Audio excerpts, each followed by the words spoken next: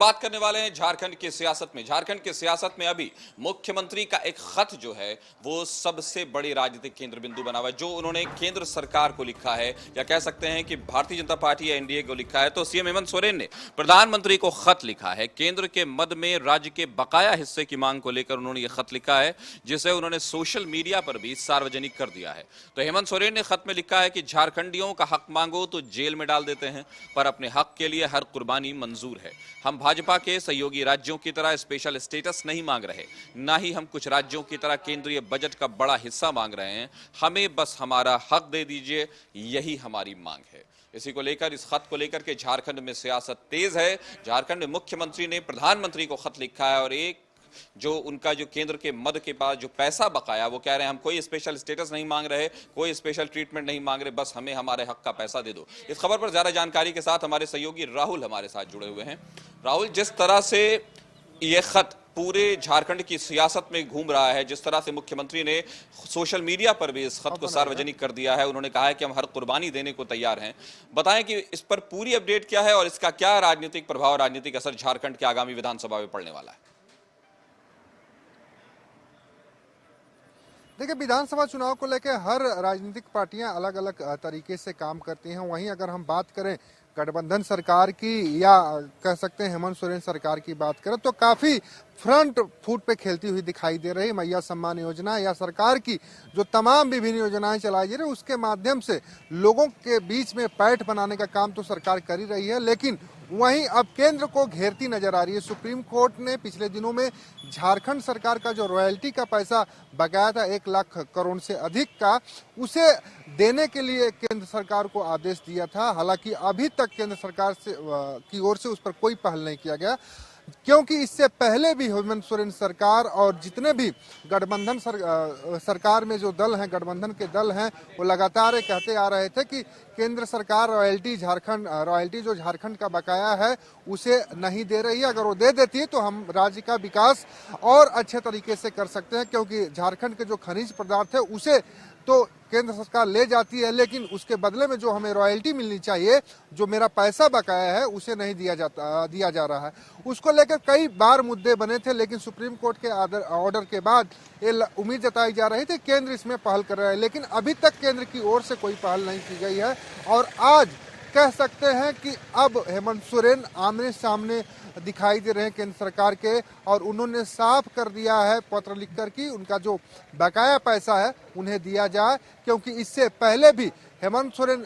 सरकार की ओर से, हेमंत सोरेन की ओर से लगातार ये कहा जा रहा था कि जब केंद्र से बकाये पैसे मांगे जाते हैं तो उन्हें जेल में डाल दिया जाता है, उन्हें झूठे केस में बदनाम किया जाता है। इसके साथ ही जब पीएम आवास मांगा जाता है तो वो पीएम आवास नहीं देते हैं। जब अबू आवास शुरू हो जाता है तो पीएम आवास देने की घोषणा की जाती है। तो एक तरह से हम कह सकते हैं कि चुनावी वर्ष चल रहा है, अब कुछ ही महीने बचा। 1 महीने में हमें लगता है कि आचार संहिता झारखंड में लागू हो जाएगी और चुनाव की प्रक्रिया शुरू हो जाएगी। उसको देखते हुए गठबंधन पूरी तरीके से मजबूती के साथ केंद्र सरकार को घेरने की तैयारी में जुटा हुआ है, और जो रॉयल्टी का पैसा बकाया है उसको लेकर एक बड़ा मुद्दा खड़ा करने का काम सीएम हेमंत सोरेन करते दिखाई दे रहे हैं, क्योंकि आज तक वो खुले मंचों से सिर्फ बयान देते थे, पार्टी के लोग बयान देते थे, बीजेपी और कांग्रेस और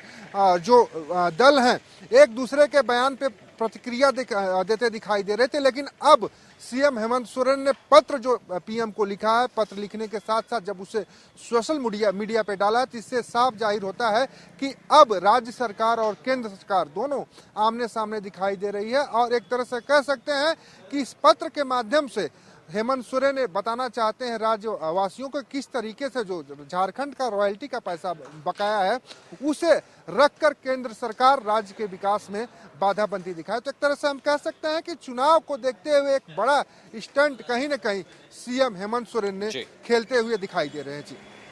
जी, तो ये माना जाए कि जिस तरह से इस खत को लेकर के राजनीति चल रही है और जिस तरह से बिल्कुल सार्वजनिक जो कहते हैं प्लेटफॉर्म पर आकर मुख्यमंत्री हेमंत सोरेन ने एक तरह से केंद्र सरकार पर इल्जाम लगाया है, तो अब केंद्र सरकार की तरफ से क्या कुछ पलटवार या कोई जवाब आया है? कि अभी तक की अगर हम बात करें तो केंद्र की ओर से कोई बयान नहीं आया है, लेकिन बीजेपी लगातार इस पे बचाव करती दिखाई दे रही है। हालांकि कोई भी इस समय कोई ऐसा बयान देने से बच रहा है कि जिससे कि आने वाले विधानसभा चुनाव में उस बयान का गलत मायने निकाला जाए और चुनाव के दौरान उसमें नुकसान उठाना पड़े उस पार्टी को। तो इस वजह से को देखते हुए केंद्र सरकार के जो भी मंत्री हैं या हम कह लें कि जो बीजेपी है केंद्र में, उस बीजेपी की ओर से भी कुछ इस तरह के बयान नहीं दिए जा रहे हैं जिससे कि केंद्र इस चुनाव में किसी तरह का नफा नुकसान हो सके। बयान वही दिए जा रहे हैं काशिफ, जिससे कि किसी तरह का विधानसभा चुनाव में नफा नुकसान न हो, फायदा हो। तो इसको देखते हुए बीजेपी भी अभी बहुत उत्तेजित मूड में नहीं दिखाई दे रही है, क्योंकि परिवर्तन यात्रा एक तरफ चल रही है, एक तरफ महिला सम्मान यात्रा चल रही है, एक तरफ जो है सरकार की ओर से आपकी योजना आपके सरकार आपके द्वार कार्यक्रम चलाए जा रहे हैं, उसके सरकारी कार्यक्रम चले। हालांकि आज उसके आखिरी दिन थे, लेकिन उसके बावजूद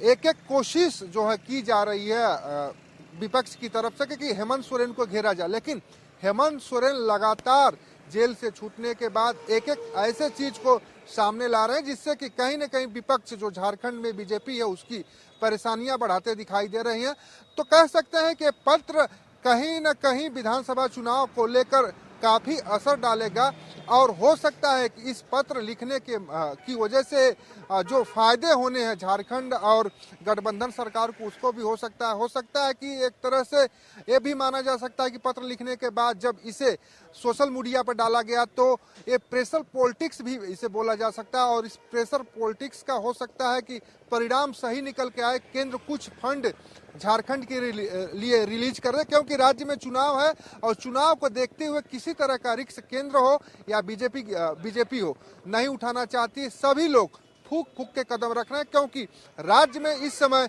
हेमंत सोरेन का कद काफी ऊंचा दिखाई दे रहा है, क्योंकि जिस तरीके से योजनाएं लागू हेमंत सोरेन ने झारखंड में की है, उस योजनाओं को आप देखेंगे तो वो सीधे आम जनता से योजनाएं कनेक्ट हुई हैं और इस कनेक्शन को देखते हुए बीजेपी हो या केंद्र सरकार कोई भी ऐसा फैसला लेने के मूड में नहीं दिखाई दे रही है जिससे कि आने वाले विधानसभा चुनाव में झारखंड में उसका असर पड़े और उसका नुकसान हो।